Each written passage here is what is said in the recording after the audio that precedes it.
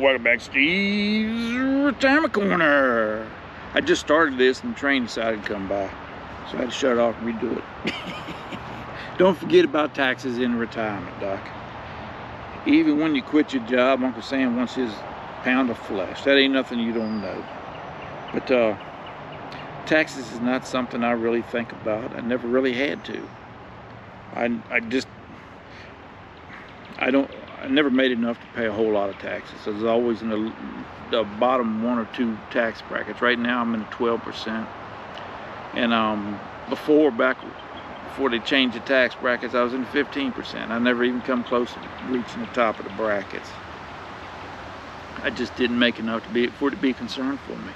To me, it's a daggone, it's the cost of doing business. I don't mind paying my taxes. It's not that I totally agree with the way they spend it, but nobody totally agrees the way I spend my money either, so we're kind of even on that.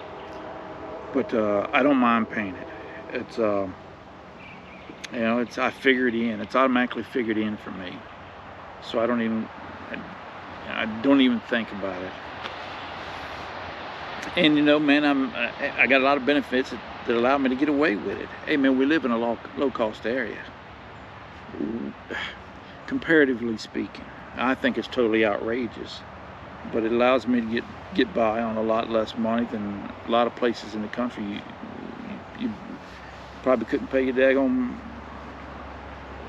real estate tax on. You know, I'm married, filing jointly. I mean, that covers just half of my daggone income or more. You know, and then I think the top of the 10% tax bracket's like $24,000 or something like that. So I mean, you got to make darn near $60,000 a year for it to get, you know, any of your money to be taxed at 12%. And then you got another. I think the top of the 12% is like $100,000 or something like that. You got to make a daggone pile of money to get out of the 12% tax bracket. I didn't make it when I was working, and I knew there was no way I'm going to make it when I'm in retirement. It's not something I really had to be concerned with. And I needed to know how much was I needed to withhold from my pension or my withdrawals.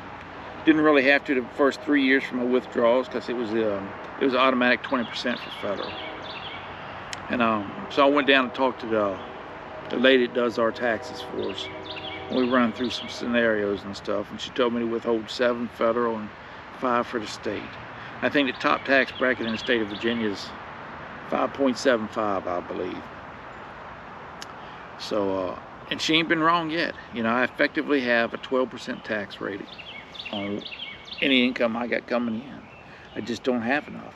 If it wasn't for daggone me doing some Roth conversions starting this year, I wouldn't even be in the 12% tax bracket. So, you know, we'll see. I said I wanted 64 grand.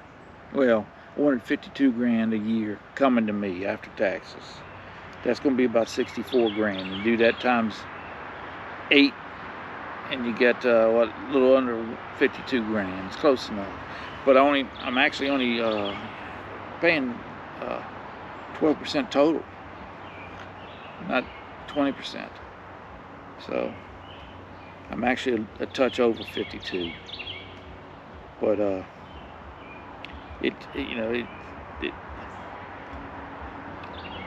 I think for most people, taxes aren't going to be as bad a thing in retirement as you think they might be. You know, because I mean, I don't know where I heard it at, man, be honest with you. I think it was off of one of Dwayne's videos last year. I think he said the average income for a household led by a 65-year-old or older was like $64,000. And if you're married, man, you take half of that off, you ain't got but 32. Take another 24 off, and when you got $6,000, $7,000, $8,000 is all you're paying 12% on. You know, that leaves you a lot of daggone room to do conversions if you got enough money and you want to get out of it. That's the only thing that I've actually done in retirement that really pertained to my taxes. It was once I rolled my 401 into an IRA, this year I'm gonna start. I've started converting a little bit of my IRA into a Roth, and you know, I mean, that's not what they recommend. Anybody would recommend to me, because it's not. It's actually costing me money, because anything I'm putting in that Roth is technically money I should never use. So once I get to Social Security, my daggone pension is going to cover all our living expenses. So anything I got invested is just going to sit there and keep stacking. But you know, I'm not doing it for me. I'm doing it for anybody, whoever gets it after I kick off, whether it's the baby or the kids. It's money they can access without any penalties or rules or whatever, and it not affect their tax brackets or their tax payments or any of that stuff. You know, that's what it's for. And if for some reason I do need it, it'll be tax-free coming out that account, you know. So I'm actually paying taxes I'm probably never even benefit from. But yeah, I got a lot of room to play in that 12% tax bracket that I can do that with. So it's something that you need to be aware of. But I mean, if you're in my situation with low income, if you've got it's not that it's low income, man. I guess it's moderate, it's middle class. It's, you know, we ain't starving to death and homeless, but we ain't got money to burn either. You know what I mean? It's right there in that mid-range. But I mean, if you got that kind of income, you're married and filing joint, you don't have a whole lot of extra you got to worry about the RMDs with. And if you do, you can slowly convert that. So it's not as big a deal as a lot of people put out there. Now, if you got a pile of money, Doc, now you really need to pay attention. You need to get help on that stuff. But most people just ain't loaded, man. Most people just getting by, just like always.